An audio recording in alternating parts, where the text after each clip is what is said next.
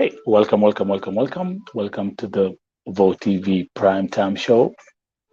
I do believe right now we are live. We are live. Karibu, karibu, karibu, karibu. I'm your host, Nelson Mike Marioki, and remember that today's broadcast is live streaming on all 5 platforms, which includes the Vo TV YouTube channel, the Nelson Mike Podcast YouTube channel, the KNL Facebook page, my private Facebook page, and on Twitter at Vo Television. Karibuni, karibuni, karibuni. I can see already I have people who are waiting here. Tuanzie na nani? Tuanzie na Florence Mwangoi saying niko ndani ya nyumba. Tuko na Joyce Valeria saying waiting. Hello Vo TV family. Tuko na Gloria Wawunda ambaye anasema tafadhali mheshimiwa Alfred Mutua, japokuwa sifanyi huko nje ya Kenya, naomba ikiwa ni mshahara uongezewe. Wafanyakazi wote sio Kemboi tu, juu kazi ya huko ni ngumu sana, yani ni shida tu inafanya mtu aende. Thank you Gloria Wawunda. You've seen the topic today. I'm going to discuss and analyze the visit of the Cabinet Secretary of the Ministry of Foreign Affairs, Honorable Dr. Alfred Mutua. He is in Saudi Arabia. I don't know whether he has left already, and we will definitely look into the details of his visit here at Vo TV. Moses Kokach is here. Mkoli Asha saying, I'm here. Heroneresoni, I'm here. Remember, this broadcast is live streaming on 5 platforms concurrently. So if you're watching on YouTube on my YouTube channels, you're welcome. If you're watching on the Facebook page, you're welcome. If you're watching on Twitter, you're welcome. Just show some love. Drop a comment as we proceed. Mkoli, and by the way, let me know where you're watching from. Where are you watching from? Where are you watching from? Of course, how can I forget that? Where are you watching from? Niambie. I hope that wherever you guys are, I hope that everyone is healthy. I hope that everyone is doing fine, and I hope that everyone is safe and secure. Okay.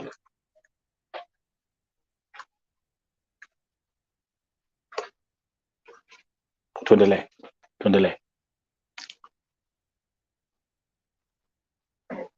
Okay, looks like something. I'm gonna go back here.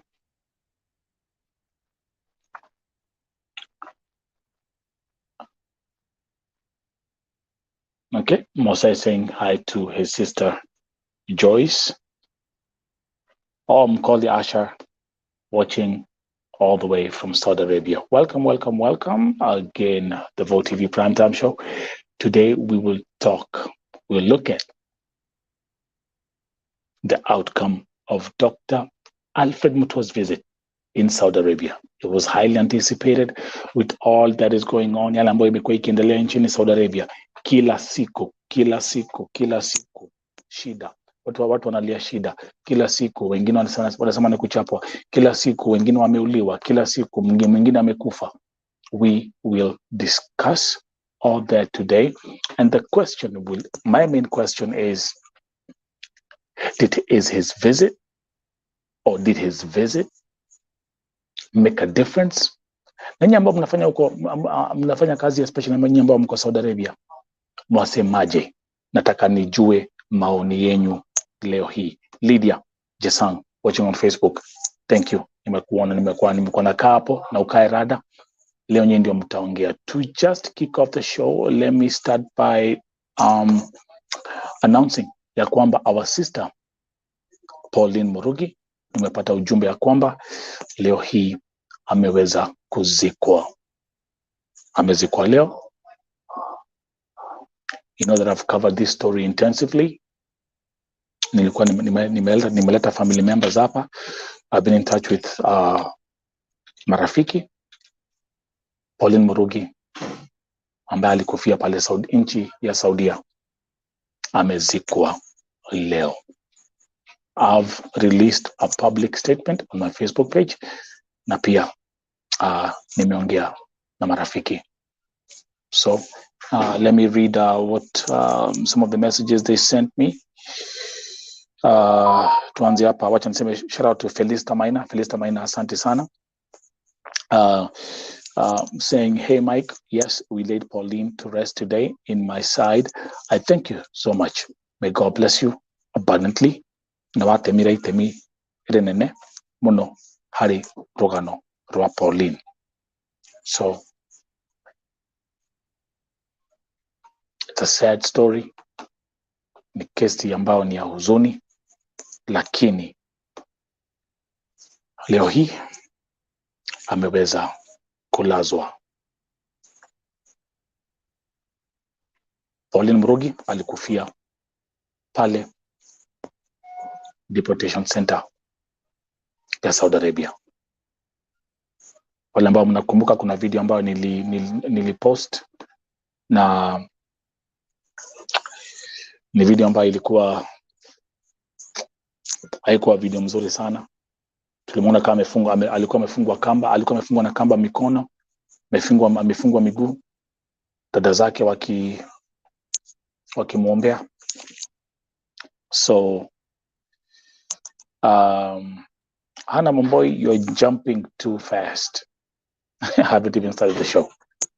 So, but anyway, let me welcome Fatma Osman, watching all the way from tuning in from France. Tuko na Rispa Mwangi watching also from Saudi Arabia. Kwanza ni poa sana, ningependa sana nyinyi ambao mko Saudi Arabia muingie hapa ndio tuweze kuongea haya maneno about hii safari ya Dr. Alfred Mutua. The topics today in a nutshell, nimemake announcement yake. Pauline Murugi amezikwa leo. Pauline Murugi, wale ambao wanajua, alikufia nchini Saudia. On to the next one.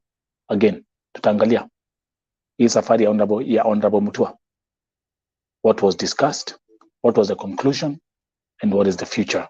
How does the future look like for our sisters who are working in Saudi Arabia? Then I will also give a brief touch on the tragic story of our sister Damari Osita, ambaye jana aliaga dunia. Those who tuned in the morning, if you are here at the if you watch the Vote TV, the Raukana Vote TV breakfast show, niliweza kuambia what happened. If you didn't watch that segment, it's on the channel. You can replay that. Lakini pia tutaangalia ntaguzia kidogo hii story. Kesi ya Damari Osita ni kesi moja ndefu sana. Kuna mambo mingi sana, lakini itaendelea kuwapatia more updates in step. So, Wadoidi, you know what to do. Mose, you know what to do. Let me welcome Lena Segoi, watching from Eldoret, Kenya. Thank you very much. Yes. Wale mko hapa, like, share. If you are new here, subscribe. So, maybe kuanzia tuanze niulize swali. Ni wangapi ambao wako hapa tena? Mwonyesho kwa mikono. Ni wangapi wako hapa ambao wanafanya kazi Saudia kama kadama?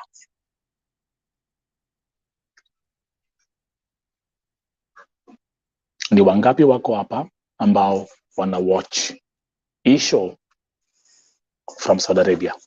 Inweni mikono juu. Grace Reborn is here. Dinambura present from Saudia. Thank you. Wangapi wako Saudia? Mikono juu. Tuone tukiendeleaga. Nataka hii itakuwa ni discussion poa sana leo. Dr. Alfred Mutua amekuja Saudia. Okay, let's go. Fatma, Lucy, Martha Mwangi, Merethuo, Rispa Mwangi. Tundele, those who are here. Angela Maina. Good. That's a good number to start with.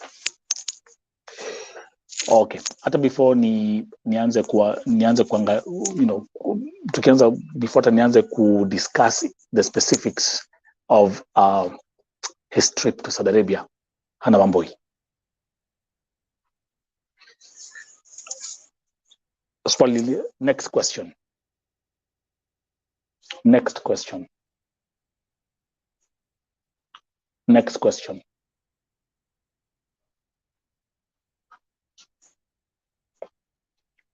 Grace Mungai. Okay, perfect. Are you happy? Are you satisfied with this trip? Are you unafurahia yale ambayo ameongelelea? Are you satisfied with this trip? Najua mmekuwa kila mahali mkifuatilia. So hata before mimi niwapatia maoni yangu, the question is, are you satisfied with this trip? Yes or no? Let's see.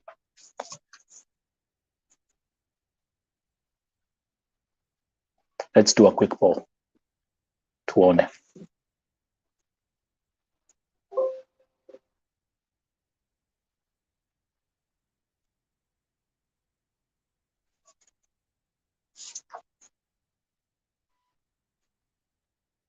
Mother Mungi saying yes. Na by the way, nitawainvite mkuja hapa. Kuna watu wa Saudi ambao wako hapa wanataka kuja hapa wajoin waongee leo. So Lucy Gerono saying yes.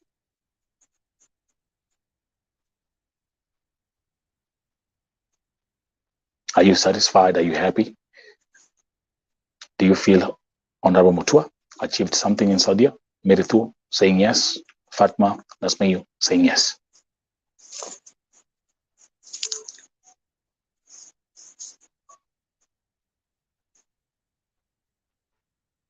Those who are tuning in, keep on liking as we proceed. Now, wacha tuingie to the specifics. Ni yapi? Kwa hivyo we got 1, 2, 3, 4, 5. Wote wanasema yes, tunafurahia. We are satisfied with what Mutua discussed.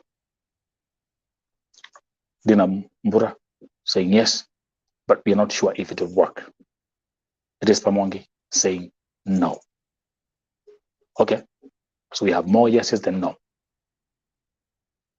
Hii broadcast mwendelea kulike, mwendelea kushare, na especially ningetaka Mbogi ya Saudi Arabia mkuja hapa to discuss hii mambo. I'm moving on to the next one. Come here. So, the first thing nitafanya presentation ya the press report. This is the website, by the way. If you've never been on the website, Voices of the Vote TV website, ndio hii hapa. It's voicesoftheoppressed.com. And I had put up a blog. So, wacha tuangalie yale ambayo Dr. Alfred Mutua aliweza kuongea na serikali ya Saudia. Kiangalia hiyo artwork iko hapo. Wako na hiyo Amnesty for Boys. So this is what was released. And I will go through this thing in steps. Below is a transcript from Dr. Mutua after his visit in Saudi Arabia. The statement says, let's go there. I've spent 2 days in Saudi Arabia on an official tour. I've held several meetings.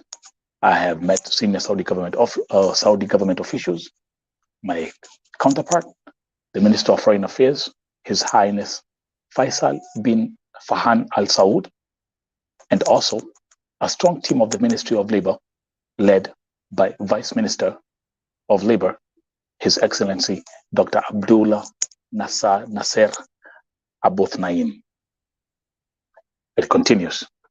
Grace Mungai saying no. I've also met and spent hours listening to Kenyans living and working in Saudi Arabia. I have also had the pleasure of meeting young babies of our Kenyan mothers. So tuanzie hapo.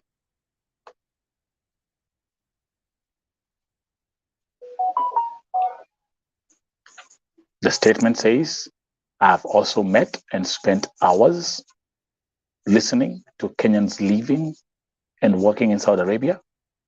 I have also had the pleasure of meeting young babies of our Kenyan mothers. Kwa hivyo hapa ni kuonyesha kwamba aidha kama kuna Wakenya ambao washaolewa pale nchini Saudia, maybe they are Saudi citizens, na kuna familia huko aliweza kuwa meet, but also of course kuna Kemboys ambao pia wako pale, wako na watoto, inaonekana pia aliweza kumit now.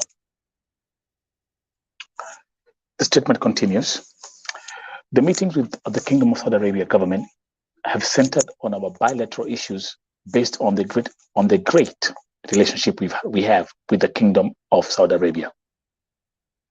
So, note that word, great relationship we have with the Kingdom of Saudi Arabia.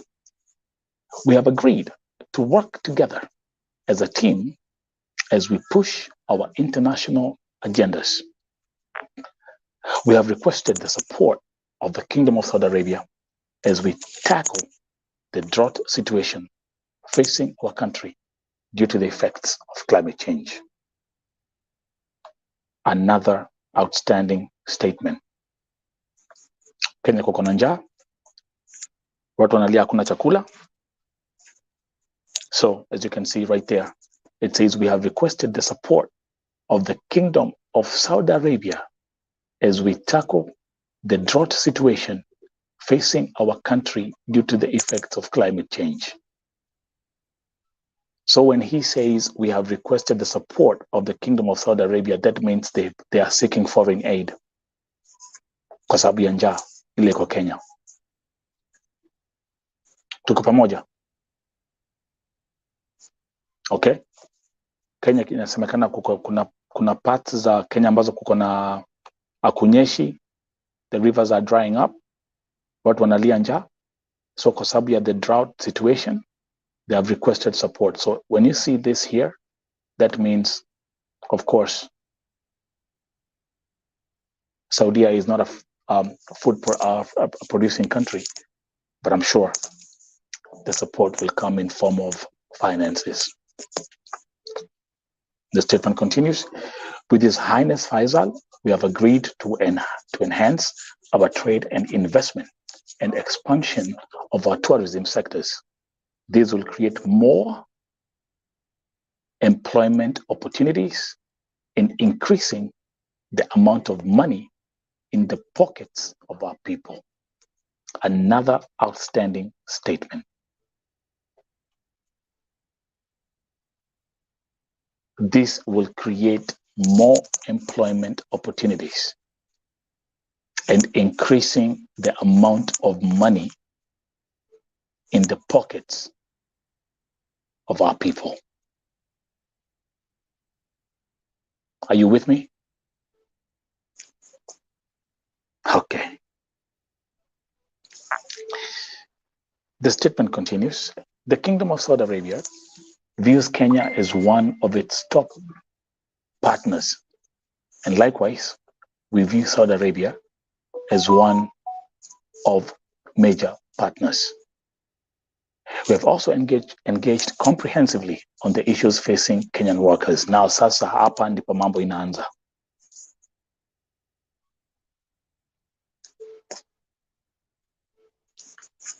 We have also engaged comprehensively on the issues facing Kenyan workers. So let's see what the outcome was. On the issue of immigrant labor, we have come up with concrete proposals that will make it easier and better for Kenyans to relate and work in Saudi Arabia, where they are in high demand. Guys, everything I told you, niliwaambia, tuanzie hapo. They have come up with concrete proposals that will make it easier and better for Kenyans to relate and work in Saudi Arabia, where they are in high demand. Hebu andika high demand kwa chat tukiendeleaga. Now, let's look at this. Sasa tuangalie hapa.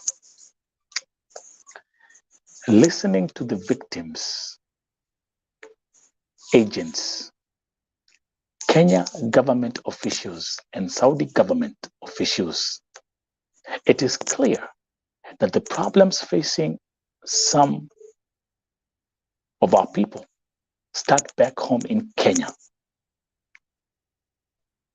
The system is flawed and corrupt, and unless it's fixed, nothing will change.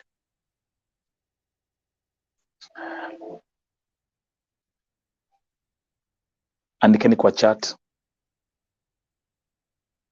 the system is flawed and corrupt. But then he says, unless it's fixed, nothing will change. That's on the statement. It continues.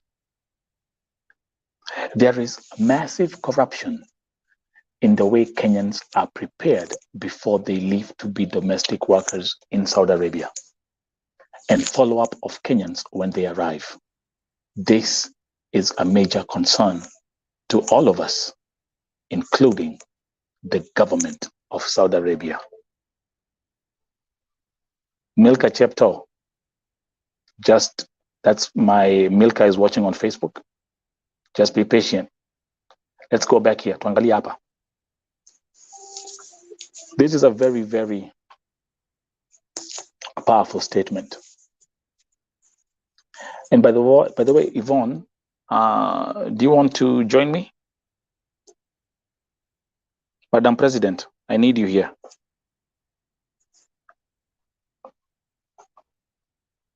I need you here, Madam President.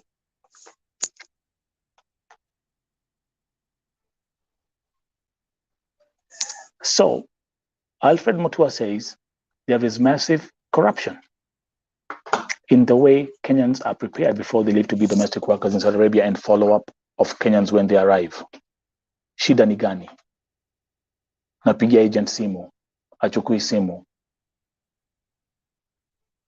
sisaidiwi, sifanyiwi.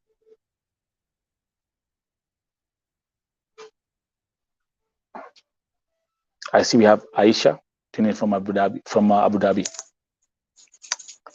You see where I'm coming from? Massive. So, okay, guys, can you write in the chat?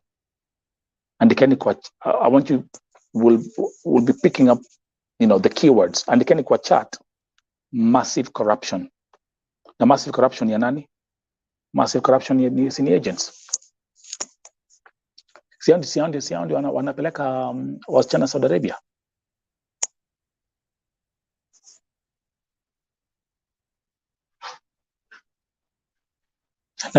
Na kwa sababu ya hii massive corruption, wangapi tumepoteza hiyo Saudi Arabia? Na because of hii massive corruption, wangapi wanalia hiyo Saudi Arabia? Na kwa sababu ya hii massive corruption, wazazi wangapi ambao wanalia kwa sababu ya hii Saudi Arabia? Na kwa sababu ya hii massive corruption, ni wangapi wamekufia Saudi Arabia? Kwa sababu ya hii massive corruption, wangapi wamebaki wakiwa yatima Saudi Arabia? Wangapi? Wangapi? Wangapi? Everyone fight massive corruption, na hapo ndipo tutakwamia kwanza. Ni wangapi saa hii wanapitia changamoto hiyo nchi ya Saudia kwa sababu ya massive corruption? Na massive corruption si ati ni ya kadama. Massive corruption ya nani? Massive corruption inaanzia hizi ofisi. Because the thing is, in Kenya, you can buy your way out with money. That's the truth. Ukweli ama si ukweli? Ukweli ama si ukweli? Watu wako na connection all over the place.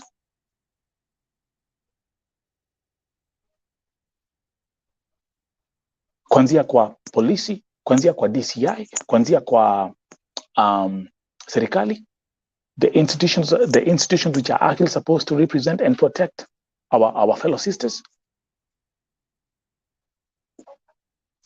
Ukweli ama si ukweli? But then Mutua says, this is a major concern to all of us, including the government of Saudi Arabia. Sindio? Sindio?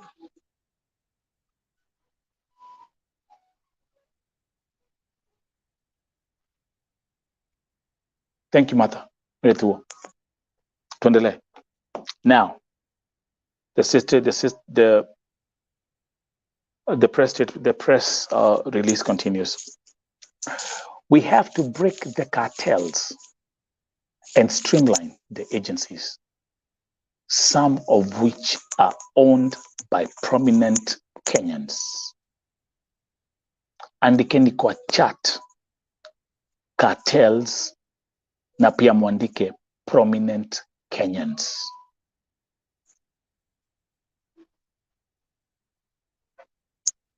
Andikeni hapo. Owned, andikeni cartels and owned by prominent Kenyans.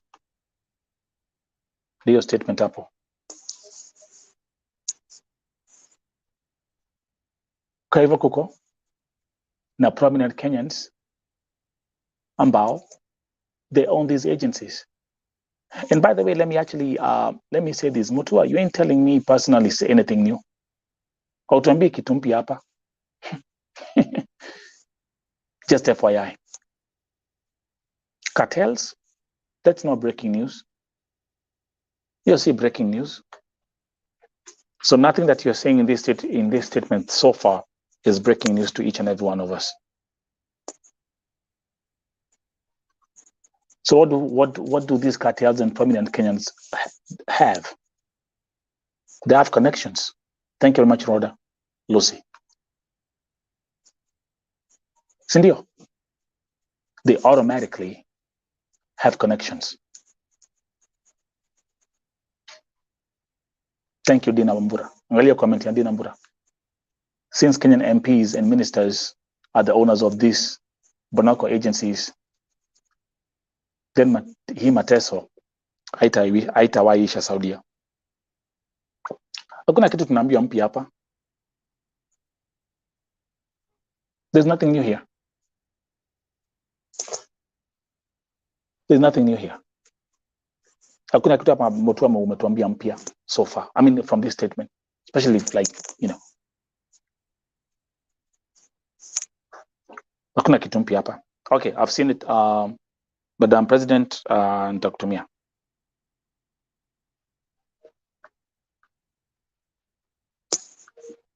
Nothing new here.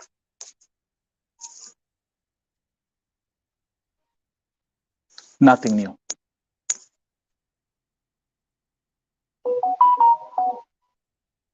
Madam President, text me. To me a link. Do we agree on that?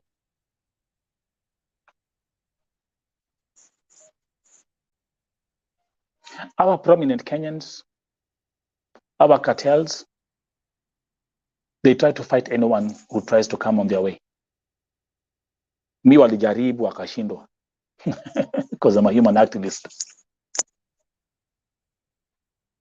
But this is nothing new.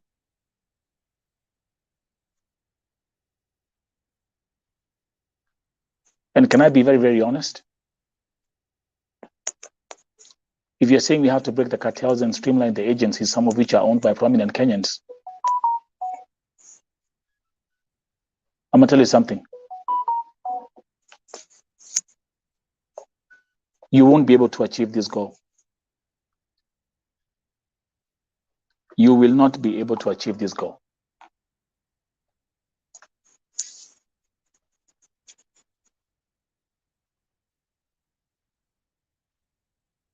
They are well protected. Their interests are very well protected. They have connections. And when it comes to Kenya, money talks. Wewe umeingia ofisi tu juzi. I've been here for 7 years now.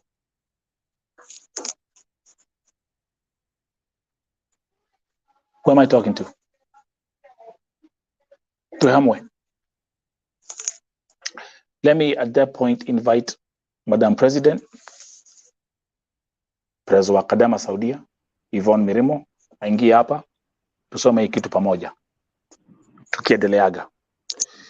So what we're going to do is Madam President, let's start with e-party. We have to break the cartels and streamline the agencies, some of which are owned by prominent Kenyans. Maoni kwako? Thank you so much, Vote TV family, and all the viewers, the Vote TV family. Welcome to our show so that we can digest the whole of this statement. When I saw it, I was like, wow. Enyewe, ule mtu ambaye anakaribisha hawa Wakenya wetu wakitoka kule Kenya, huyo mtu anawapeanga gahawa mbaya. Ama kama ni chai anawapea mbaya. Okay. Somebody comes with full hopes from our country, Yeah. and we expect that we are going to get freedom. I even made this thing clear, like, I'm going to sing freedom is coming tomorrow. That is what I was almost singing that. After I saw the tweet, after I saw the post, in fact, even I never resumed my duties. Nirirara. And nobody came to wake me up because I was so much disappointed. Again, I want to make this clear, like these prominent people, they are in this business. I want to exclude one, not that I'm looking for fame or whatever, but the thing is, Madam Akote, that is Mama Ru, Mama Fancy, does not own any agency. When we say the prominent people in the country, because so many people have been attacking her online saying that she's having an agency, but from my research, she does not have an agency. Akote, Madam Boss, Mama Ru, Mama Oyo doesn't have an agency in Kenya. So that one we have to exclude her out. We should not focus on her. That's breaking news to me, by the way. That's breaking news. That's breaking news to me. Yeah, we should not focus on her by telling Kenyans that she has an agency. No. That lady was a runaway. Is it in Bahrain or in Lebanon? Then later on, she went back to Kenya and she applied for another passport. She came to Saudi and she was also a runaway. Alikuwa mrife. So she has been, even me, when I was going through hard times during Muduma agency time or era, in fact, she was the lady who could have rescued me. So you will find that her account has Akote's photos, and her account reads Akote Safaris. So let us exclude her from that crap. Akote Madam Boss doesn't have an agency, and nobody should attack her because that lady is there. If not, she's back in Kenya, and the Kenyan government should be looking for her because in 2020 she was in Saudi Arabia and she was the person who could have rescued me. Unfortunately, her photo I didn't back up, but ningemexpose na hiyo picha yake ndio watu wajue this is the person running Akote Safari's account. Coming to these issues of prominent agents, these things is with our parliamentarians, are in this circle. We have very prominent people in this country, and they will never talk about the issue of Saudi Arabia. But you know That's what right. they do? They have a very big channel. They will go take their cousins, either from their father side or from their mother side, that the people whom they'll give money and they will come and register such kind of agencies. And these are the That's kind right. of agencies, when you talk, they will tell you, this is the order from above. Order By the way, from above. Madam President, hebu turudi kwa Kiswahili. Kuna watu wako na shida ya Kiingereza. Tuendelee as we continue. Samahani. Tunasema We'll kwamba mix everything. tunasema kwamba Akothee hana agency inayoleta wasichana Saudi Arabia. Mwache kumtukana kwa mitandao, manake yeye hana agency yoyote. Msichana ambaye ana run hiyo agency ni msichana wa Kikenya, na alikuwa mkimbizi kule, kama sio Lebanon ni Bahrain, akarudi nchini Kenya, aka-apply passport ingine, akakuja Saudi na tena akatoroka. Alikuwa mkimbizi. Mambo ya kusema kwamba watu wanatumia, kuna watu wakubwa ndani ya hii serikali ambao ni wahusika wakuu wa hizi agencies ambazo zinatuleta nchini Saudi Arabia ama Gulf countries, na wanatumia watu wao wa ukoo. Hao ndio watu ambao wanafanya, unapata wakikuja kwenye mitandao watakuwa wanasema hii ni masharti ambayo imetoka kule juu. Masharti, hii ni maneno ambayo masharti imetoka kule juu. Sasa unapata mtu hawezi akaongea, mtu hawezi akasema chochote, mtu hawezi akaweza hata kujieleza, maanake ako na uoga, anaweza chukuliwa hatua ama familia yake inaweza athiriwa kwa njia moja ama nyingine.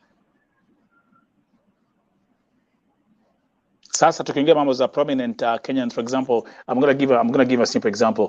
Simple example is when I found out that Jimmy Gate alikuwa na agencies Kenya. You know, Jimmy Gate is a gospel musician, is a high prominent Kenyan. Those are the kind of connection that we're talking about. Na hawa ni watu na wakati wa kitu ya Jimmy Gate ilitokelezea, pia tuliweza kumchanua kipara kidogo na tukadili na yeye, but the point is hata baada ya mambo yote bado biashara zake zinaendelea. Let's go back, let's do this, Madam President, as because hii statement, it's a very, nataka we look at the whole statement as we proceed, and then give me 1 second, nikuje hapa perfect. Now, inasema, we will, in collaboration with the Saudi government, flush out illegal agencies and also blacklist agencies that do not perform as per the law. Tuanzie hapa. Let's stick right there. Kwa sababu we are doing this thing tukiwa in teamwork. Andikeni kwa chat, flush out illegal agencies. Alafu back to you, Madam President. Kwa upande wangu mimi nitasema kwamba hata waziri wetu ambaye ni wa masuala ya kindani na nje, anaposema kwamba watoe hizo agencies zote ambazo ni fake, si rahisi kupata fake agency, manake hizi agencies ziko na a lot of channels. Kuna broker katikati, kuna ule wa kwenda kutafuta tu watu kule vijijini, kule Ushago, kule Kibira ndani, kule Kariobangi, door to door, naona. So tukisema kwamba hizi agencies zifungwe, unajua baadhi ya wasichana wetu wengi wao waliletwa na broker. Broker na wachukua, broker, it is like a supply chain, lakini hii supply chain yao majina ndio iko, sijui ndio broker ndio ufike kwa agent. I can't even yeah. Because No. Actually no. Madam President, that's the truth. So let's start from here. Let's nikupatia example, like now ulisafiri na Mudhuma agencies, So angalia, broker, you might even find a channel that goes like broker. Mimi nililetwa na broker. Mimi nililetwa na broker. Ule broker akaniuza, akani connect na broker mwingine. Ule broker mwingine akani connect with another broker. Yani kitambo fika kwa ule broker mwenye ako karibu sasa na agency. My friend. Inakuanga very long process. Na mostly huwa wanachukua tu watu randomly. So mtu akileta, tuseme for example, mimi ni broker, nimeenda ground kutafuta watu, mimi nitakuja nikuuzie wewe Nelson. Nikisha kuuzia wewe Nelson, wewe sasa nawe tena utaenda uzie sasa, tuseme our CS Alfred Mutua has an agent, so is the owner of the agency. Sasa wewe utaenda umuuze kwa Dr. Alfred Mutua. You get? So na hapa katikati unaweza pata watu wengi sana, watu wanachanganyikia hapa katikati. So if you are not keen, you cannot even know who your agency is. The owner of your agency huwezi mjua ni nani. Ndio ndio ile shida na kuanga nao sana wasichana wengi ambao wanakujanga hapa kunyandikia ati wakiniambia niwasaidie ama wanapitia changamoto. Kila wakati nikiuliza jina la agency, they don't know. Wanakuambia agency yangu ni Wanjiko. Even me, I never knew about my agency. Even me, I never knew my agency. I came to know about my agency when now things were very tough.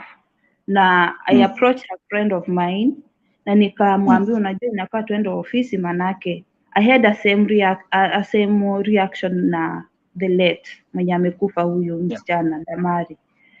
So and I was not being given medical care by them. Lakini after my brother talked to them, they now understood me. Na in case ikiapia, they just take me to the hospital. They never ask me anything. Niambia ukiona imeanza, just tell us so that you can go to the hospital. Siwezingi kulala kwa nyumba siku mbili. So this agency, in short, no matter how much our CS is telling us that he wants to flush this agency, atakuwa na kibarua. The best thing I can tell him as our able cabinet secretary ni kwamba hizi agency zitolewe na tubakie na government bilateral agency. Tukisema hivyo wanapiga mateke kama punda. Let me actually the best explanation go ahead. Reason as why nasema tukue na government versus government in the day bilateral agreement is because these agencies, they're not taking care of these girls. They're not able to protect them when they have the laws. As much as they're saying that ati hao ni kama tu suppliers. Wanapewa order and they supply people, so they don't know where this person is going to land. But this is a life. This is a human being. What are you supposed to do? When this girl goes to that house, the first thing she's supposed to do is to keep her contract. Then the second thing she's supposed to do is to get her the phone number of Madam or Baba, so that in case of anything, they're able to contact the family or the agents. And when this girl is undergoing a lot of stress, as an agent, because majority of you have said that you are learned and you are houseboys and housegirls of Saudi, ex-houseboys and ex-housegirls of Saudi Arabia, the best thing you can do is to communicate with the sponsor and tell him, hey, I'm the agent of Yvonne Mirimu, and kindly, how is she, before that, call him and tell him, I'm the agent of Yvonne Mirimu, Anna's safarin hivi na niko hapa, nilikuwa nataka kujua anaendelea aje, kazi iko aje. Then from there, this person is able to open. This agent, this sponsor will be able to open to you na kuambia kwamba Ivy hafanyi kazi. Ivy ananisumbua, Ivy ako hivi na hivi, and then from there come back to Ivy, muulize Ivy, mi nilikupatia kazi, why you not working, shida iko wapi? Ivy, mimi nitakwambia, unajua mimi ni mgonjwa, unajua mimi nafanya kazi bila chakula, unajua mimi sina hata internet, unajua mimi hata sina masaa ya kupumzika, unajua mimi nafanyishwa kazi nyumba moja mbili tatu, and then after that you'll have to make a decision like madam, kama Ivy ako na shida, jaribu niongeleshe, mimi nitamuongelesha, and then from there I will make now my conditions. You have to be smart. Sio tu unaenda tu kirukia mtu na maneno, hapana. You have to be smart so that you are not endangering the life of this girl that is in this house, and you are not able to tell her that to show this person that huyu mtu ameongea na yeye, umemwambia ABCD is happening. No, that is what most agencies are failing to do, because the moment you start telling Mwarabu ya kwamba mbona unapiga msichana wangu, mbona unamnyima chakula, the next thing ni atapokonywa ile simu, and you won't get more of the information about this girl, and this girl will continue to suffer, and this girl atakuweka kwa shida, your agency itakuwa iko kwa shida.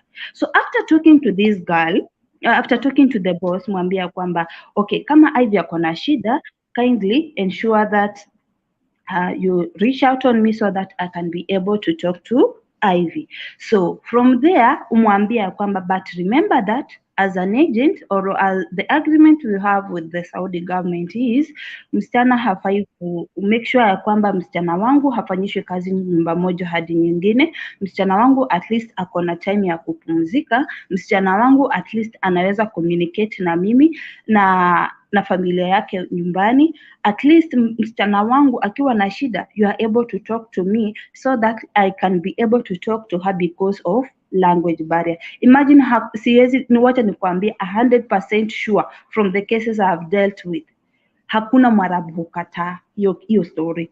Mwarabu hata kama kuna shida, she will call you.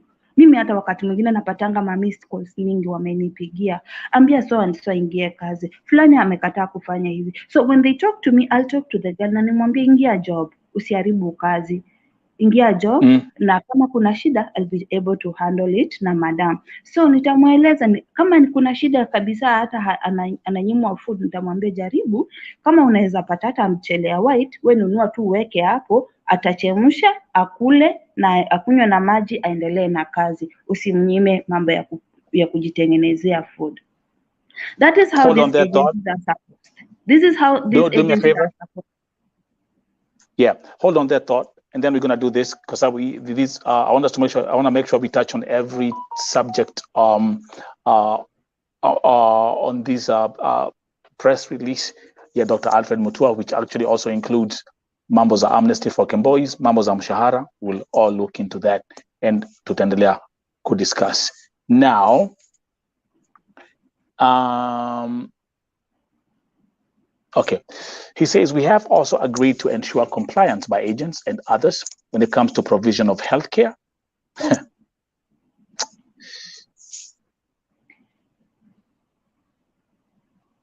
gotta bring this back here.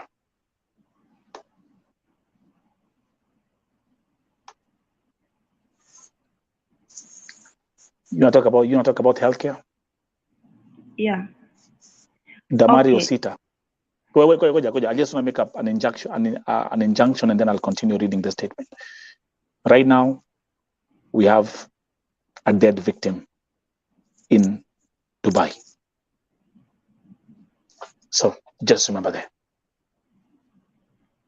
And something I also want to mention quickly, Yvonne and those who are watching, Dr. Alfred Mutua, you never went to Sakani Deportation Center kwenda kuangalia wale ambao ni wagonjwa and those who are stranded there wakiwa mentally distressed and they're crying for help.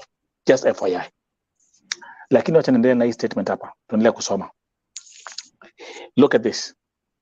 To this, as an immediate short-term venture, we will be issuing new procedures which will have to be followed before we grant clearance for any Kenyan to travel as a domestic worker to any country. Kenya immigration officers will also not allow Kenyans to travel out of the country as domestic workers without fulfilling the set requirements starting on Monday, the 7th of November, 2022. Now, we'll get back to that, Madam President, but lakini wacha niendelea kusoma because I want to get to the issue of the hotline. We have also set up a joint technical team of Kenya and Saudi Arabia government officials to fast-track labor issues, including the issue of exit visas. They start their work 2 weeks from today on November 17th. Another point. Now, we have dedicated an emergency hotline for Kenyans in Saudi Arabia to call when facing any difficulties. The emergency hotline number at the Kenyan Embassy in Riyadh is 966-500-755-060. On receiving a call, we will take prompt action, including, but not limited to engaging the Saudi government for their assistance. The idea is to ensure every Kenyan works and lives a fulfilling life. Let's start with the hotline number. Those who are watching, everyone can hotline number +966 500 755 060. I'm going to actually paste that and put that core comments. Madam President, maoni yako kuhusu hii hotline ambayo ni ya embassy. Not forgetting that tumeambiwa kwa kila wakati embassy haifanyi, embassy haichukui calls, embassy inafukuza watu, tuna nini. Let's talk about that part. Maoni kwenyu, and those who are watching, those who are viewing, drop your maoni, and Yvonne.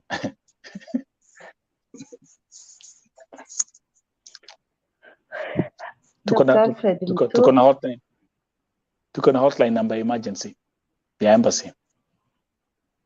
Know that hiyo pesa ungenunulia tu ule mtoto mwenye akosa deportation maziwa, akue hiyo story tusahau. No need of buying that number.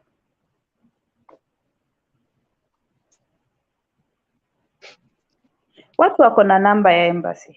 Watu wako na namba ya embassy attaches. Are they being assisted? Nobody is being assisted. No. Ama ukishikwa akikuwa tu, yani hiyo siku ameamuka vizuri, ile kitu atashika ni matusi ambayo utaporomoshewa pako useme Mungu wangu. Hata ningetafuta tu hata Kemboi anipatie advice. Ningetafuta tu Kemboi anipea advice, kwa sababu Kemboi amekaa hapa, ako na ile tajriba, ako na experience. Anaweza nipatia advice na niendelee kuchapa kazi hii, mjengo niendelee kuchapa. Hata naweza ongea ama nitafute ex-girl mwenye anaweza ongea na huyu madam, at least kutengeneza uhusiano mzuri kati yangu na madam. You know what you are running away is to talk to these sponsors. You are running away from that fact. Na shida ni kwa hizi nyumba, shida si kule kwa embassy.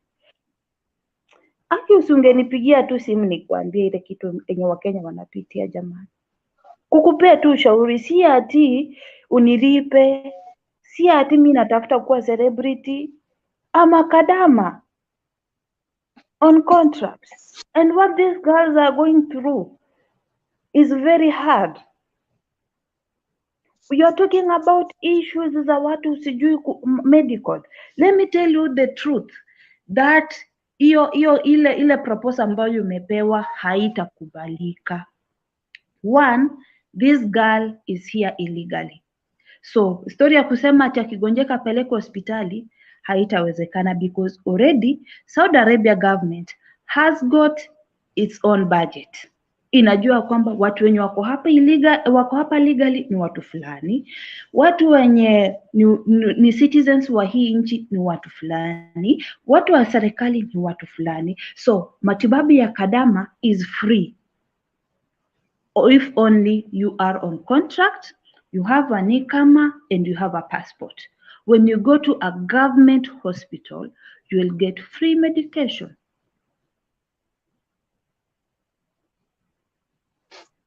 So the fact this issue of him telling us that Kemboi watapata matibabu anawadanganya. Manake sisi tuko ndani ya hii Saudi, tunaishi na Wasaudi wenyewe, na wakati ambapo tunaongea na wao wanatuambia kwamba tunawauliza mbona msichana ambaye amekemboi hawezi pata matibabu, anasema kwamba sisi serikali yetu iko na budget. Na kama uko hapa illegally, we cannot treat you. They outline that very smart and very clear. Comment ya Angela Maina, and there's the number free, ametuangusha sana. Angeanza na kusafisha the embassy, that could be something. Yvonne, you've dealt with the embassy ukiwa na shida kuwapigia simu. Hotline iko hapa. Mi hata wacha nitafute Kemboi, mi sitaki stress. Wacha nitafute Kemboi, wacha nitafute ule mtu ambaye ako na tajriba ya Kiarabu. Hata agent mimi sisumbuanangi na agent. Mimi sitakangi biashara ya agent. I don't want. Because they want to assist me. But if I have somebody who has the knowledge and who can create a good relationship between my madam and I, let me just look for that person. We solve the issue na nimalize contract yangu. Hata kimdanganya kwamba I'm the sister, I'm the cousin, I'm the auntie, I'm the mama, atajua kwamba enyewe huyu msichana ako na watu wake ambao wanamfuatilia. So if anything happens to her, I will be answerable. Sitaki masaibu. That is what they will be telling even the family members. Msifanyie kitu mbaya, ukae ukijua watu wake wako hapa. And they will respect me. Kwa sababu kuna mtu ananijali. Fine. Mambo kuniambia nanizungusha akili unatupeleka embassy. Hii embassy tumeshinda tukisema ya kwamba safisheni hii embassy, hamtaki. Mnataka aje? What do you want us to do? Sasa kwa vile mmeona kwamba masilahi si yetu yenye mnaenda kutupigania sisi, hamwezi kuja kwa watu ambao ni waathiriwa, watu ambao wamepitia hali ngumu. Mnataka kwenda kwa watu ambao wamekula vizuri, wako kwa maofisi, hao bora wameamuka, mshahara imeingia, ina reflect kwa ofisi, kwa nini kwa akaunti zao. Ni sawa, hatuna shida na hatutaongea tena. Cases kuhusu embassy, I'm not going to talk about it anymore. Let it be between me and God. Na mtu wote ambao unasafiri kuja nchini Saudi Arabia, tafadhali jua ya kwamba wewe ni wewe na Mungu wako. You have no representative who is representing you. It is only you with your God. And make sure that you have somebody whom you can talk to make a good relationship between you and your sponsor. That is it. Hiyo hotline number wacheni tunayo kwa sababu haitawasaidia. Mtakuja hapa mtatupea report, mimi nitakuwa tu hapa. Tutakuwa tunasikia ushuhuda, watu fulani wamekuwa rescued, watu fulani wako sawa, watu fulani wamepelekwa nyumbani, wale wenye wako deportation vichwa zimeruka, at least they have been able to track their families, wameenda nyumbani. But nyinyi mnataka muende tu mpate ripoti alafu mkuja mpeane. Seriously, kwani shida inakuanga ni nini? Mbona hamwezi mkatusikia? Mbona hamwezi kusikia kilio chetu cha wanyonge? Ukitaka kujua mambo mengi, tafuta mtu mnyonge. As much as hata tutakuwa tuna blame hizi agencies, but our representative wenyewe, watu ambao wako ndani ya hii nchi hawatusaidii. Hii mambo ya kusema ya kwamba mnaenda kuflash all agencies. Dr. Alfred Mtua, before you going to flash all those agencies, corruption is also brought here in this country. It is in our own embassy. But hamtaki kusikia watu wakiongea kuhusu mambo ya embassy kwa sababu mnaona ya kwamba tunawaharibia jina. Hata Wasaudi wenyewe wanajua kwamba our embassies are bad. Our embassies are not following the rules of Saudi Arabia. Ndio maana wamewaachilia tu wafanye venye wanataka. It is so much sad kuona watoto wa watu wanakuja hapa wakiwa wazima, wanaenda nyumbani wakiwa kwa masanduku, wanaenda nyumbani wakiwa depression imewamaliza, they are dying, and there is somebody who could be somewhere mwenye angesema ya kwamba no, let me go and rescue this girl. Hata heri nimpeleke Sakan, lakini asikuwe depressed. Let me talk to my government, my Kenyan government, so that they can give us a one flight. Kenya tuko na JKIA. Tuko na JKIA na yuko na Emirates. Mbona tu wasichukue KQ, because KQ is very expensive. Mbona wasichukue Emirates ama waongee na Arabian government airline that is very cheap, so that they can pay the money. All these girls waende nyumbani, familia zao ziende, they will take care of them. Unajua tukiongea wanasema sisi ni wabaya. Si ati sisi ni wabaya. We need us to have a good trust with this government. Na tukiendelea na huu mkondo wenye tunaendelea, tutakuja baniwa. Let me tell you. Kenyan government, Kenyan embassy won't be functional in this country if we continue doing these dirty works. Their own people are paying money for the people who have died, but that money is not being given to the family. There is a lot of corruption that is starting from our own places, in our own homes. The process is totally corrupt. The only organ that is genuine ni ile organ ya kuchukua fingerprints. That is good conduct. That is the only organ. But ukiangalia yellow fever, we are never given shindano ya yellow fever. Na ndio tunakuja hapo, unaona tunakuwa na hizi ma allergies manini. Ni Mungu tu anatulinda. Talk about that, by the way. Today Pauline Murugi amezikwa, amekufia Saudia. Maiti ya Damari Otisa iko Dubai. Njeri ameuliwa, maiti iko Saudia. Njeri mwingine ameuliwa, maiti iko Saudia. Julia Wamuyu, maiti bado iko Saudia. The reality of what's happening right now. And here we are. Before I move on to the next point, I'm about to get a statement here, Amnesty. Tutaangalia sahi, Amnesty for Kemboys. So we'll look at the Amnesty for Kemboys, alafu tutaangalia statement ambayo alitoa kuhusu mshahara. I want to say this, and I'm going to make this public, then this is a commercial break announcement. Yesterday, at 1:07 a.m., of course, there was a communication between me and Grace Muthuma.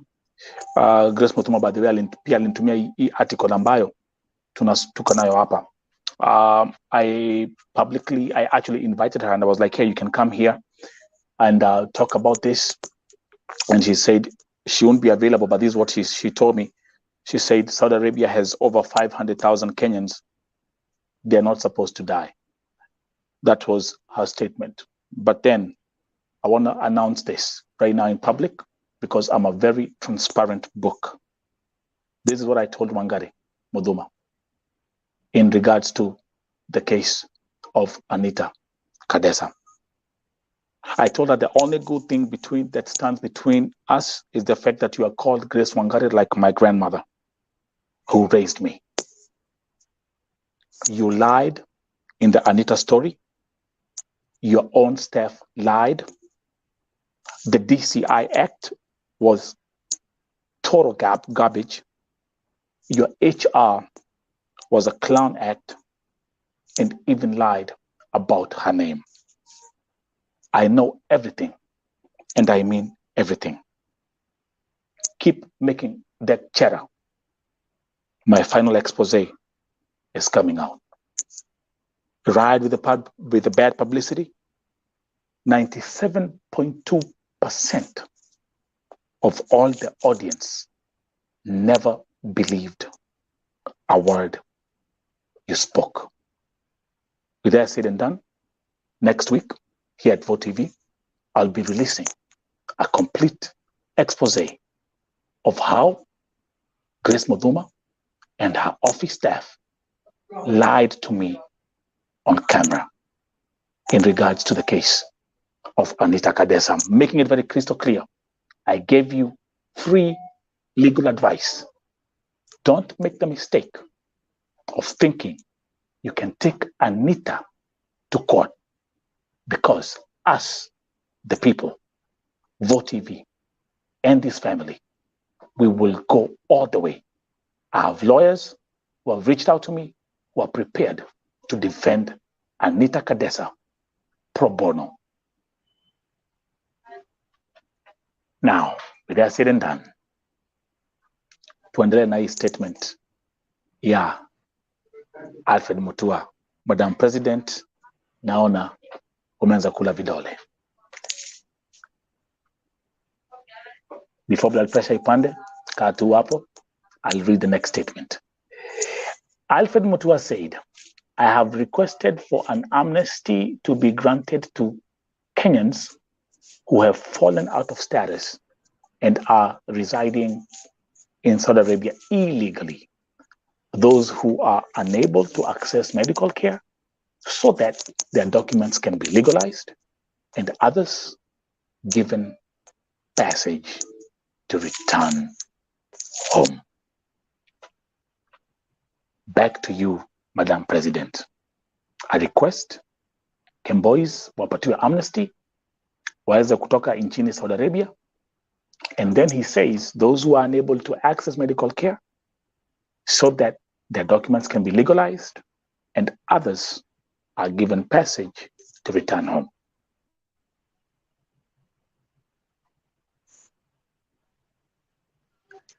I think, Madam President, okay. Are you still there?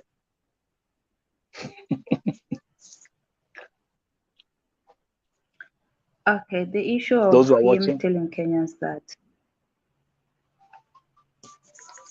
amnesty. is about amnesty is okay, because the government is also using a lot of resources to ensure that these girls, they're not being harmed, and majority of them have stayed here for quite some time. So kama watasema warudi nyumbani, I have no comment about it. Personally, I don't want to say something that might take me behind the bars. We know what Kemboys are doing, and then maybe some of them, they try and rescue our girls. But my sisters, is unfortunate that the case of Sheila has made the government angered, and now they have requested to go back home. It's somewhat sad, but if they come to you and they request that you go back home, just follow the law so that you can go back home when you are safe and sound. Talk about Sheila Jana nilipost. I'm gonna address this again also as a commercial break. Of course, I cannot play that video here, lakini jana niliweza kupost video ambayo ilikuwa ikionyesha jamaa moja anaitwa George Ndongo. George Ndongo alikuwa amesaraundiwa na wanawake kama 6 hivi 5 hivi, yale majina ambayo alikuwa anaitwa. Huyo jamaa tumemwona kwa video akipigwa na vijiko, akipigwa na mwiko. I was actually worried about his life wakati nilisikia wakisharpen visu. Huyo jamaa amemwagiliwa maji. Huyo jamaa alikuwa amefungwa shingo, and everything was on camera. Now I want to give a public statement. Today I received a message from the sister of George Ndongo. George Ndongo, pali ulipo, kama utapata ujumbe, sistako amenyandikia akilia. Familia yako ilishangaa kupata hiyo video online. George Ndongo, mamako, your mom, as we are talking right now, nimeambiwa ya kwamba blood pressure yake hata imepanda, and she's right now feeling sick about what she saw. That's breaking news on my end. Again, Sheila, nimesema ya kwamba Sheila ni wengi Saudia. True. Guys, those who are my followers on Facebook, you've seen those videos ambazo nimeweka. Those videos have been watched. Niliweka your video jana. Those videos have been watched over 40,000 times on my Facebook page. Thousands of comments. Lakini ukweli ni kwamba tunaona huo jamaa akicharazwa na wanawake. Kwa hivyo msishangae ya kama tumeamka asubuhi tukapata Mkenya ameua Mkenya mwenzake kwa kumwagilia acid. Hawa watu, what I've seen and what we have watched on those videos, I'm telling you, hata akona bahati alitoka hiyo room akiwa hai. He was set up. It was something about Raini, Eko Raini, all yelling in Kikuyu, wakimuita majina ambazo siwezi nikataja hapa kwa hii broadcast. Lakini it was such a shameful thing to watch on broad daylight. And they recorded it. I won't show that video here. Mkitaka, go to my Facebook page at Nelson Michael Dawa Muriuki. Video iko hapo. Ni video mbili. I even have a third video. Mwone vile wa jamaa alifanywa. Na ni wanawake wanamfanya hivyo. Si wanaume, ni wanawake. Na nisema ya kwamba wakati nilisikia na ni wanawake. Wakati nilisikia wameanza kuchukua visu, like you could hear them sharpening knives on the back end. And wa Kenya. So issue ya amnesty, Mutua amefile request amnesty kwenyu. Now, something else that he actually added on that, he said the Kenyan government is also dispatching additional staff to the Riyadh embassy to assist in the process of legalizing Kenyans who are out of status and processing traveling documents and other necessary paperwork. Watu wamekuwa wakiuliza mambo za mshahara, and I'm going to touch on that right now. I come here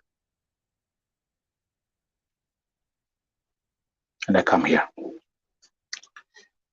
In the statement Mutua alisema, he mentions, we have requested for an increase of quotas to allow trained Kenyans in all fields to get jobs in Saudi Arabia. I want to just ile kuelezea an increase of quotas. What they're saying is it's like they're increasing more slots for more employment. So in this statement, Mutua is talking about an increase, kuongezea more employees wasafiri Kenya kwenda kufanya kazi nchini Saudi Arabia. Then he continues and he says, our university and other tertiary level graduates now have an even bigger opportunity to get jobs here and the larger Middle East. Now, I don't know whether he's talking about, there's no mention whether it's skilled labor, because the only form of employment tunajua Saudi Arabia ni unskilled labor. Lakini kwa sababu hapa he's talking about graduates. He's saying they now even have a bigger opportunity to get jobs here and the larger Middle East. Then Najua kuna kitu moja hakuna kitu kingine. One of the key things Kenyans hutaka kusikia ni all the time ni mambo za salary. So I'll put that right there. Wacha niwasomee. We have also requested for a review upwards on the packages and salaries offered to Kenyans working in Saudi Arabia. Kina Fatma Nismiu, nilikuwa naona hizo kama nilikuwa naandika, but I tell you guys you must be patient every time I'm doing a presentation. Okay, so Joyce, the statement is here. I want you to pay attention again. We have also requested for a review upwards, okay, on the packages and salaries. Najua Kiingereza huwa ni lugha, sio lugha ya kila mtu, but that is exactly what he's referring to. Two things. It's a request. Seti ni kitu imesainiwa, seti ni kitu imekuwa confirmed, but it's a request. Hapa, the keyword here is upwards. Pay attention here. The keyword here is upwards on the packages and salaries offered to Kenyans working in Saudi Arabia. Nani akona swali hiyo part? Kuna mtu akona swali hiyo part? I'll stick there for some time.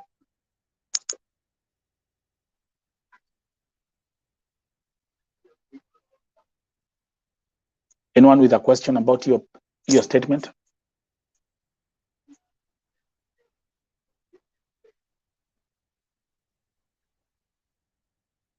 So it's a request for a review upwards, which means increase, which means, and they're focusing on the packages and salaries offered to Kenyans working in Saudi Arabia, which actually that doesn't even, and because it's an for a review upwards on the packages and salaries offered to Kenyans working in Saudi Arabia, it's not just the Kadamas. I think it's a reference to all Kenyans working in Saudi Arabia.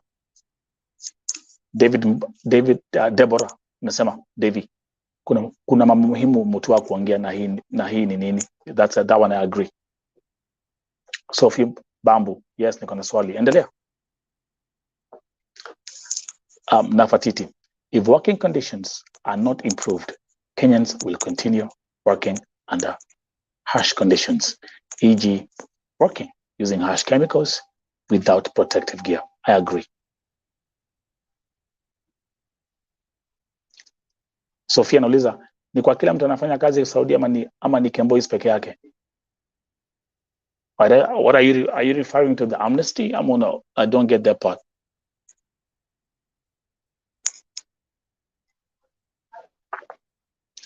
And then the press statement ended with him saying, I wish to thank Kenyans who came out to meet and greet as we shared ideas. I wish to assure all Kenyans that we are there. I think there's something which I left out. So I don't know which kind of Kenyans went to meet Mutua.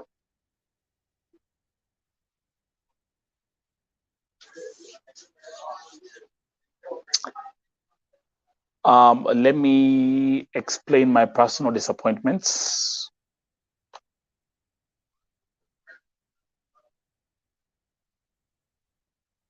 Let me express my personal disappointments. My biggest disappointment, number one,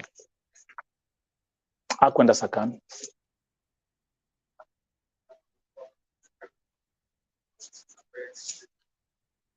He didn't go to Sakan. Mbona hukwenda Sakan deportation? Mbona hukwenda to the prisons? Why are they not taking you there?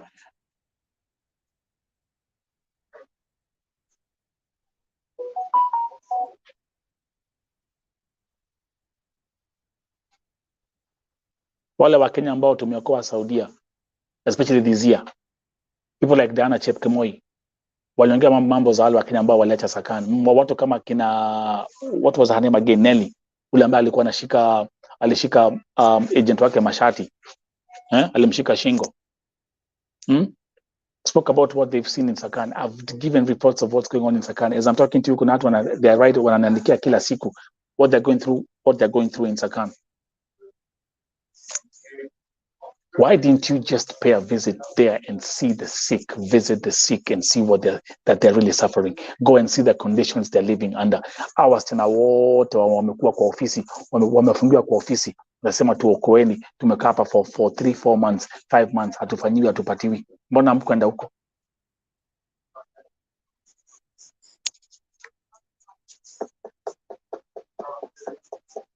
This again was exactly, this was picked individuals like they always do.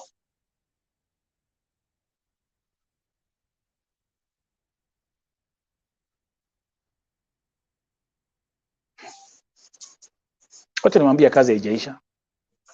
Because still as I'm talking to you, my phones are beeping. I'm still getting messages and people are crying and crying and crying and crying that they need help.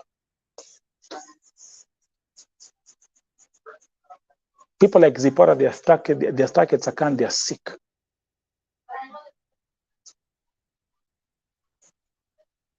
So do you know who wins? Do you know who are the biggest winners here? And nilikuwa hapa nikiwaambia, do you know who are the biggest winners right now? And who are laughing their way? They are laughing right now. They be looking at all this, they're like, oh man, look at these stupid people. Look at these goofies, man. You know who's laughing right now? It's the agents. They win again. They win again. Exactly what I did. They win again. They win. Big time. Kuna pale umesikia kwa hiyo statement ya mtu akiongea mambo za people getting killed, people dying, people all this. Umesikia kuna pale ameongea kwa hiyo statement yake? No, nowhere.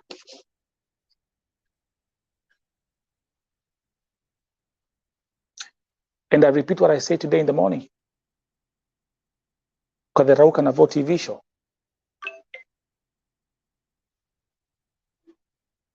Lillian was right. Kufa kuzikana. Biashara itaendelea.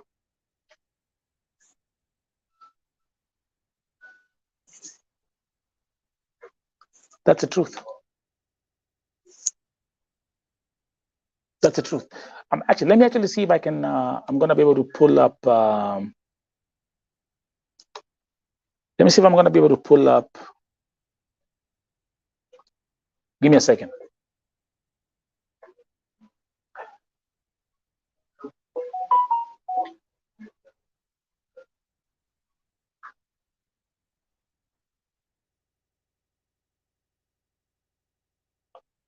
Let me get the National Employment Authority headquarter. Wacha niangalia website ya NEA haraka. Namtona what I'm talking about. Oh.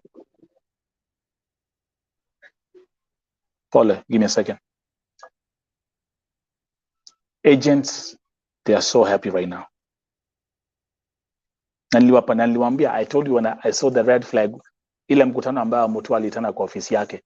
Mbona hukuita familia ambazo zimepitia shida? Mbona hukuita familia zile ambazo zimepoteza watoto wao wamekufia Saudia? Mbona hukuita wale ambao wamesurvive wamekuja Kenya wakiwa walemavu?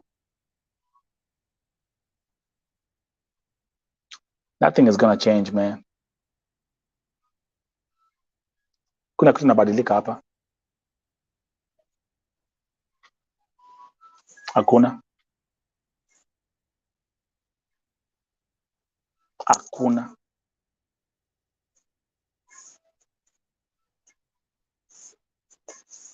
Another sad day for humanity. Pauline Murugi amezikwa leo. Not in a single mention of casualties or none. Zero.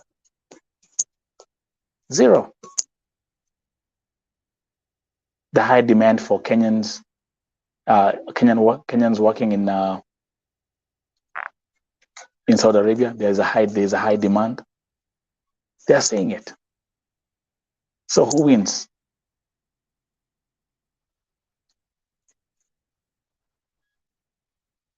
Who wins?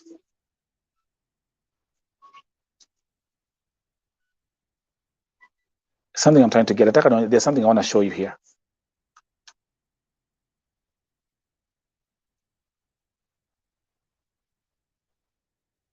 Something I want to show you here real quick.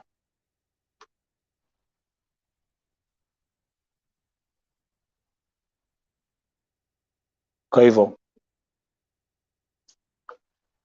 nataka tuingie kwa website. Okay, wacha tuingie kwa website ya NEA. There's something I want to show you here. Haraka haraka ndio mjue. Nikiwaambia who are the biggest winners.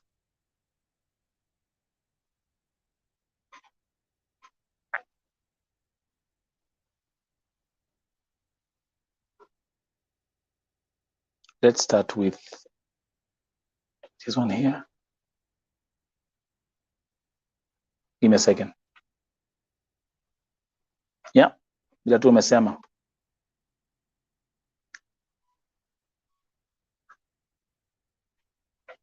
Okay. You guys, by the way, Mushai, do you guys take your time to look at these websites?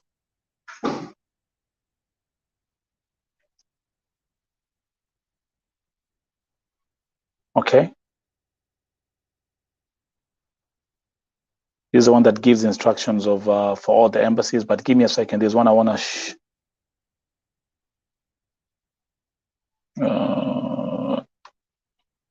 regulation of employment agencies. Yeah.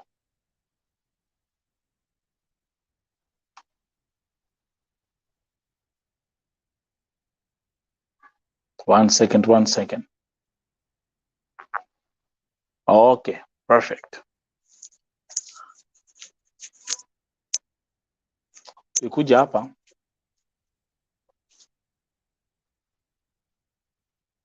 Nataka tuangalie the page ya jobs. You see? Right here. Ah, come on, man. See, when my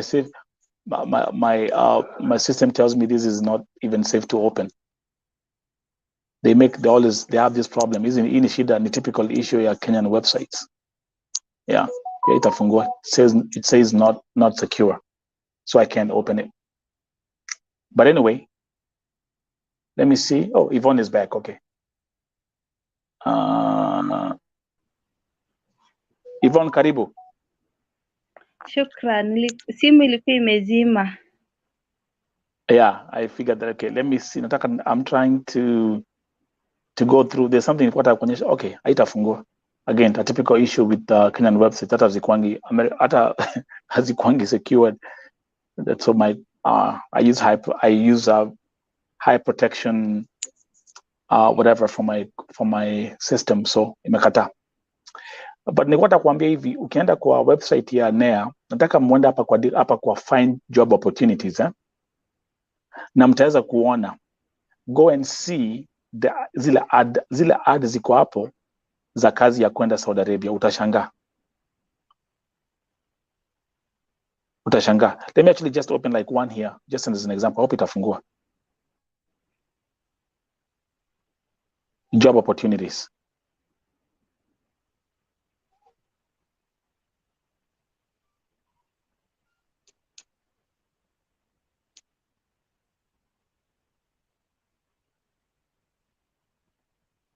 Okay. Anyway, I'll have to set that separately. Lakini turudi kwako Yvonne. Yes. I was touching, nilikuwa naongelea mambo za mshahara. Wamesema ati kwamba amerequest packages za mshahara ziongezewe. Maoni kwako? Let me tell you this ya kwamba I told our CS he should do a wide range research before coming to Saudi Arabia. Hangekuja tu hivyo haraka kabla hajafanya research, and Yeah. to our CS it was very fast. but hata bado hatujasaidika. Yes, hatujasaidika, si kwa ubaya na hatutasaidika. Bado tu maisha ni yale yale tu. Nobody will be able to hear about us. Oh my goodness. On that note, also let me also mention tomorrow. I have a couple of new cases that I will address right here on Vote TV. Number one, the story of our sister Edina Kemunto Nchoga. So when you check, sisi watu wenye tuko Saudi, when you check I don't know why you're hanging. Oh, okay. Yvonne is hanging. But let me actually make this quick announcement oh here. my I god, think I'm oh my hunting. god. Yeah. Tafuta, Let you're me hanging. try. But anyway, I'm trying to fix this. okay. 1 minute. Take your time.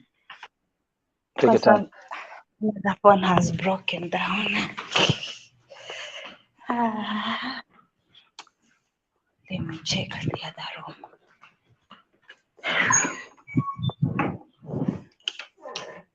I hope this one tutapata network. Good. So I was telling you this ya kwamba when you check at healthcare.com, that is a website where whereby the sponsor goes to request a shagala or kadama, and this sponsor is supposed to pay 2,500 US dollars, which is around 10,000 Saudi riyal, if I'm not wrong. Around 10 to 14,000 Saudi riyal, if I'm not wrong, because I haven't made the figure. I've forgotten the figure in Saudi riyal. So you find that they have stipulated all laws of shagala. And that is where I come and blame the agents, because they're not taking their responsibilities. One, huyu msichana anapochukuliwa kwa sababu hiyo pesa analipa pale, the sponsor deposit that money in that particular account of healthcare.com. So that money akisha deposit, wanampatia masharti ya kwamba this girl is supposed to be paid 1,500 Saudi riyal. That is the law that the Saudi government passed. This girl is supposed to be given security and protection. Nobody is supposed to threaten her, nobody is supposed to rape her, nobody is supposed to beat her. Those are some of the laws that are on that particular website. You will find time and go and check on it, because I want to give you information that is verified. Then this girl is supposed to be given internet to communicate with the healthcare.com. And this healthcare.com is the agents. So that in case there is any problem, this lady is supposed to communicate with healthcare.com and be given assistance. So our agents are not giving us the limelight of what is happening. And I know majority of them, even they don't have this kind of information, because they haven't done their research about all these issues. And the sponsor has been given her own rules, and the shagala or the kadama has been given her own rules. So that there are some other things you're not even supposed to share online while you are in Saudi Arabia. One, the property of the Arab, we are not supposed to show it online. That's why you will always see me on the wall when I'm having an interview with you. You cannot see whatever is behind me, because I'm protecting the privacy of this house. I'm protecting their property. I'm not supposed to share their photos online. I'm not supposed to share their secrets online. So these are some of the laws that we break, and we as shagalas, we find ourselves into a dilemma, and nobody is able to give us justice, because already we have violated the laws, and even if they say they're going to take action on us, then it means that it will serve us in a wrong way. Itatukata upande wa kushoto, na inapotukata upande wa kushoto sorry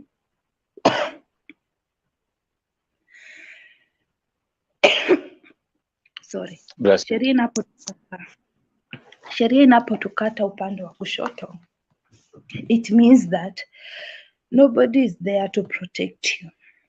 You have violated the laws. So kadamas kama sisi inafaa tujue sheria zetu, inafaa tujue ya kwamba kuna mambo zingine watu watajaribu kuficha identity, kwa sababu sheria ya Saudi Arabia inatulimit mambo zingine, ina limit hata hao wenyewe. They cannot even put their own profile pictures online, and they're very strict on the Quran.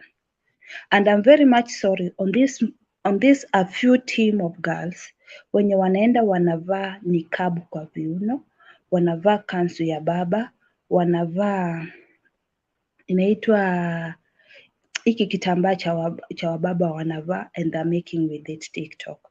I'm very much sorry about them, because wakati ambapo hata kama madama alikupatia hizo vitu, ilifaa maybe unaweza enda ukapeana maskini kule Kenya, but sisi wenyewe we are the cause of all this crap, and we will keep on blaming the agent, we will keep on blaming our embassies, we will keep on blaming the sponsors when the mistake is ours.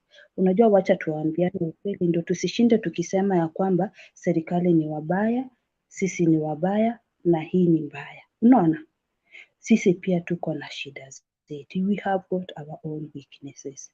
Some of our But girls, you know what you have to, but my sister, but you know what we are focusing on? Me, I want us to focus on. Let me actually read that comment from Anastasia Katz. Where mutua newamba look ya view. Newamba look ya view. Umeenda Saudi kukula na huku address shida za wasichana vile wanateswa na hata kuuliwa na hata hukutembelea wale wamefungiwa kwa immigration. Mutua onaku wikiko.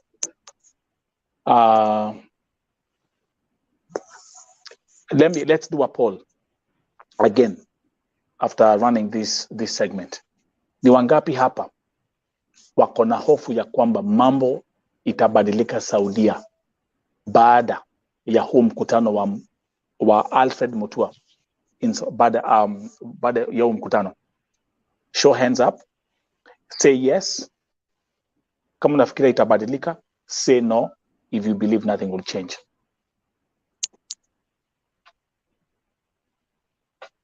Let's see what the viewers will say, Yvonne, as we proceed. Do you believe things will change? Mkona hotlines high, things Yvonne? are not going to change. Things are not going Let's to start change. with you. Things are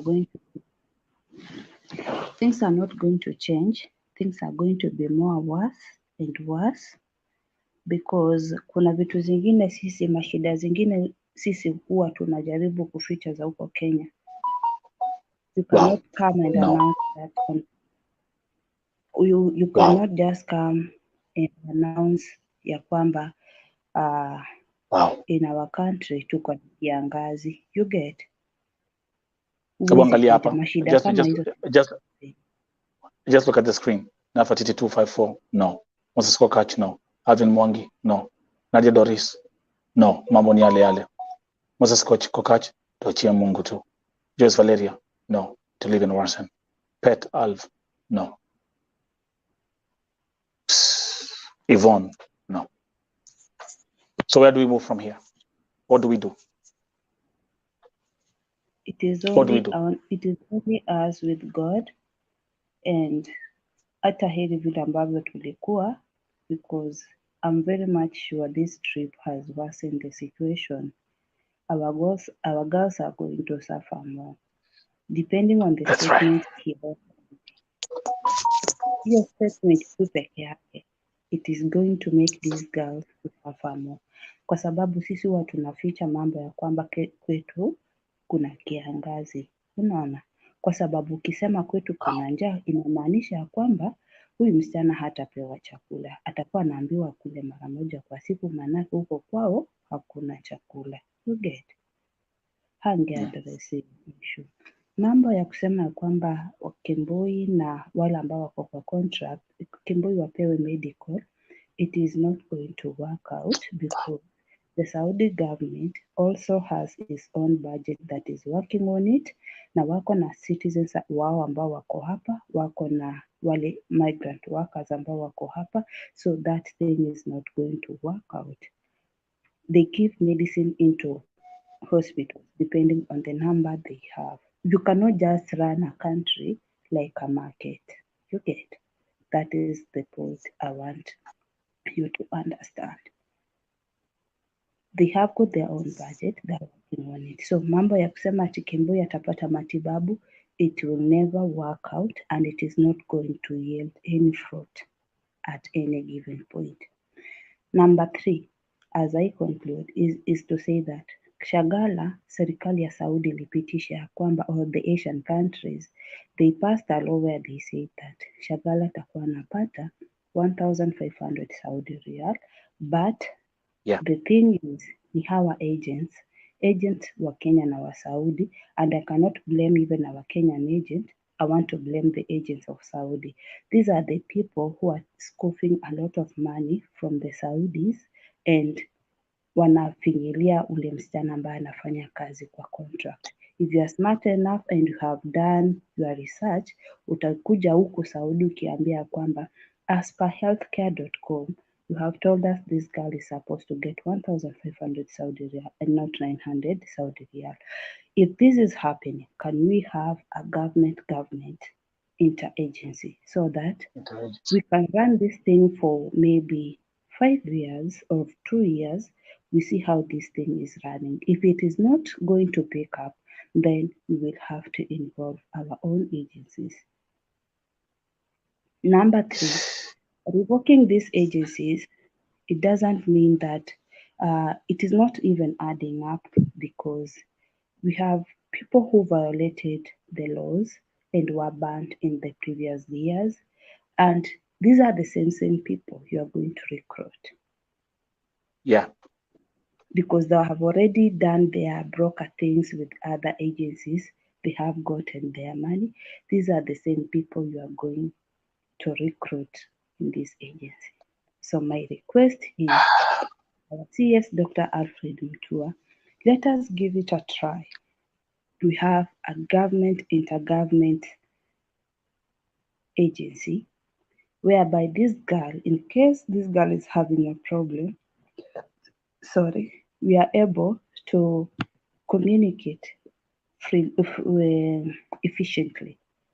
Tukiwa na hale mazungumzo ya moja kwa moja itakuwa ni rahisi kuliko tuanze kurecruit other agencies, tuanze tena kupata wasichana wengine wale wanalia, tuanze kupata zile cases ambazo watu ambao walicommit crimes in some years back have now gotten power. Our girls will suffer more. This is human life we are talking about. Hii si nyanya, hii si sukuma, hii si managu. Tafadhali tunaomba tu tukuwe na mkataba mzuri ili hawa wasichana, we want to boost our GDP in Kenya. That is the reason as per why we are crying for increase in salary.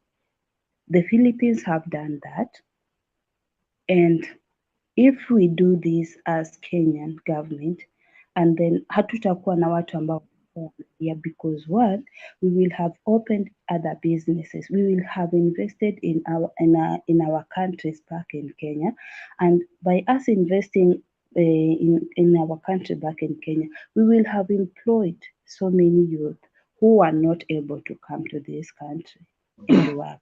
So that is the thing that we really needed us to do, to communicate, lakini ni kama wale watu ambao ulipata ukaongea na wao, you took another direction of perspective. How I wish you could have just made a call to one of us and ikuwe ni hivyo. Let's do Wasichana this. wapewe. The first comers should be paid 1500 Saudi Real. Ule mwingine mwenye anakuja second time apewe 1800. Na tukifanya hivi, the number of Kembois or the number of girls running from the contract will go down. We won't have cases of girls killing others. We won't have cases of girls engaging into dirty activities in Saudi Arabia. We won't have a number of girls who will be breaking the laws of this country. So hold on that thought, because now we are approaching the end of today's broadcast. Thank you, Madam President. Thank you for all the input and all the viewers. Meanwhile, to conclude, again, like I did today in the morning, I've been able to connect all the dots of what happened to our sister, Damari Osita. What I'm going to do is this. It's so sad that these images reflect how she looked like. She was walking like this. Alikuwa anafanya kazi akiwa hivi, anapatiwa cream. Video iko kwa channel ya leo asubuhi, very detailed. And especially this picture. This is when they realize go hizi kupaka cream haisaidii. So you see it went from here.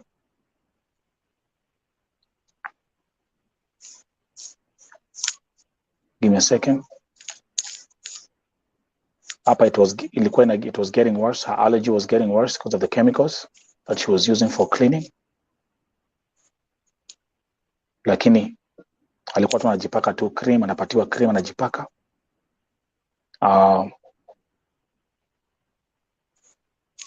Let me continue.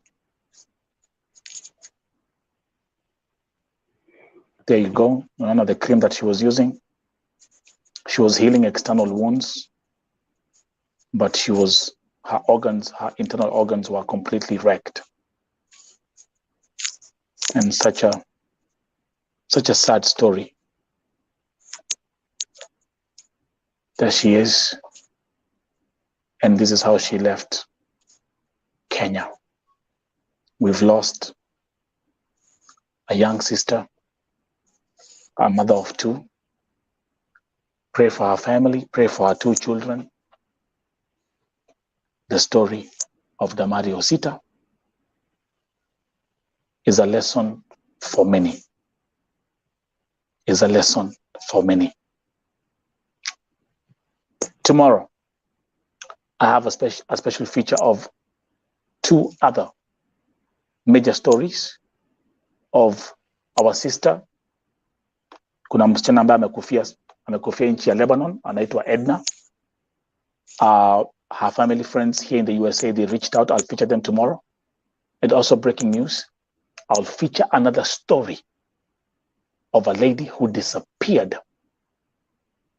in India after leaving the country in 2019. The family reached out to me today. Keep an eye on that story. It's crazy. Took one flight to India, was supposed to come back that week, and that was the end of our story. Don't miss it tomorrow. Madam President, all the viewers, this is Vote TV. The next broadcast in Apanda, midnight. Don't forget the Vote TV primetime show, midnight edition, and also the late night edition, saa 8 za usiku. Salut. Mike. Salut. Salut. Yep. Mike, before we end the show, 2 minutes. I want to ask my people from Vihiga County to at least come out and help our girls, because instead of us making a lot of politics in our Facebook groups, let us also come out and help these families emotionally. Honorable Amboko Malemba Women Representative, Madam Beatrice Kahaya Dagala, Vihiga County Governor Dr. Wilberforce Otichilo, kindly come out and help this family. It is very hard time for them. Come out. You've never come out for any cases because you've been in term for 2 times, that is the women representative and the governor, but you've never talked about these issues. We are just begging you, come on board. We'll be able to assist these families, be able to assist our girls. We know Vihiga County has no enough resources. We only have one factory, that is Mdeteti factory, and it cannot even employ thousands of Kenyans or thousands of Vihiga residents. And the other second resource we have is education. When you come to education sector, we have best schools. Kindly ensure that you are coming out so that you can be able to talk to these girls and you can be able to give them funds so that they can open up something that is reasonable. Tusiwapatie mikokoteni, hapana. Wapatieni ile biashara ambayo inaweza wasaidia kujikimu, walipia watoto wao school fees, so that we can curb this. And I'm also urging the Vihiga fraternity ya kwamba any agent that is in Vihiga County, make sure that you storm that agency, because these are the people who are very much reluctant. They're taking our girls. You've seen Brenda die mysteriously. You've seen Eunice the same. You've seen Catherine. Now this is another girl who is dying mysteriously in the same week, in a period of like 8 months. Is it eight? No, in a period of around 7 months, Last we are time, losing girls last time, seriously. So Bigger we'll County. be together. God will be with us. Rest in God bless peace, you. Damari. Painful, painful. Guys, have a good night. See you in my next podcast. Thank you, Yvonne. Thank you so much, Nelson.